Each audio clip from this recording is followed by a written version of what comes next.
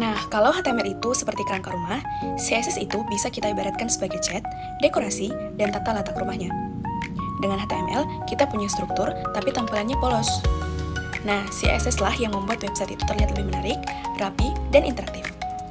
Di video kali ini, kita akan kenalan lagi nih dengan sesuatu yang baru, yaitu CSS. Kita bakal bahas mulai dari sejarahnya, fungsinya, cara pakai, sampai tips supaya website kamu benar-benar hidup. CSS, atau Cascading Style Sheets, itu pertama kali diperkenalkan pada tahun 1996 oleh Wetrisik. Tujuannya sederhana, tapi tetap krusial, yang mana memisahkan konten dari tampilan. Nah, sebelum CSS, semua style itu harus ditulis ulang di HTML, yang membuat kode jadi berantakan dan sulit untuk diatur. Nah, dengan hadirnya CSS ini, kita bisa mengubah warna, font, layout, bahkan animasi tanpa menyentuh HTML sama sekali. Inilah yang membuat pengembangan website itu lebih mudah, cepat, dan profesional. Nah, fungsi utama CSS adalah mengatur tampilan website. Dengan CSS, kita bisa mengubah warna teks atau latar belakang, menyesuaikan ukuran dan jenis font, menyusun layout halaman, bahkan menambahkan animasi dan transisi agar halaman lebih interaktif. Bisa dibilang kalau CSS ini memberikan kehidupan pada HTML, karena tanpa CSS, website akan terlihat lebih polos dan sangat membosankan. Setiap aturan CSS itu terdiri dari selektor, properti, dan value. Nah, selektor itu memilih elemen HTML yang ingin kita ubah. Properti adalah atribut yang ingin kita atur, dan value adalah nilainya. Misalnya, kita ingin sebuah paragraf itu berwarna hijau dan ukurannya 16 piksel. Kita dapat menulis seperti ini.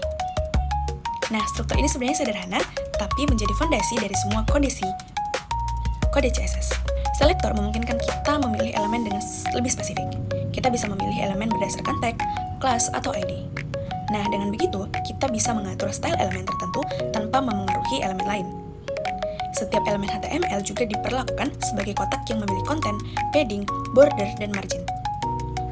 Konten adalah isi elemen, padding adalah jarak antara isi dan border adalah garis pembatas, dan margin adalah jarak antar elemen. Memahami konsep ini penting supaya tampilan CSS itu lebih rapi dan lebih terstruktur. Nah, dengan CSS, kita bisa mengatur warna dengan berbagai cara, menggunakan nama warna, kode hex, atau nilai RGB yang dapat memperindah tampilan website kita. Kita juga bisa nih menentukan jenis font, ukuran, dan ketebalan teks agar terlihat konsisten di seluruh halaman. Untuk layout, CSS menawarkan banyak opsi, mulai dari display, position, flex, hingga grid yang memungkinkan kita untuk menyusun elemen dengan presisi dan membuat halaman lebih responsif dibanding di berbagai ukuran layar. Tidak hanya untuk tampilan statis, tapi juga bisa membuat website itu lebih hidup. Dengan transition, kita bisa membuat perubahan style yang terjadi secara halus, misalnya ketika mouse hover pada tombol. Sedangkan animation memungkinkan kita membuat gerakan yang lebih kompleks, seperti teks bergerak atau kotak memudar. Nah, efek ini membuat interaksi pengguna itu lebih menyenangkan dan lebih modern. Website akan terlihat lebih polos, teks dan gambar itu hanya tersusun tanpa gaya sama sekali. Nah, dengan CSS, tampilan website kita itu bisa jadi lebih menarik, konsisten, dan mudah dipelihara.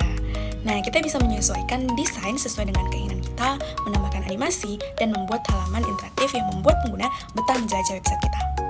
Sekarang, kamu sudah kenal mulai dari sejarah, fungsi, cara pakai, selektor, box model, dan beberapa hal lainnya.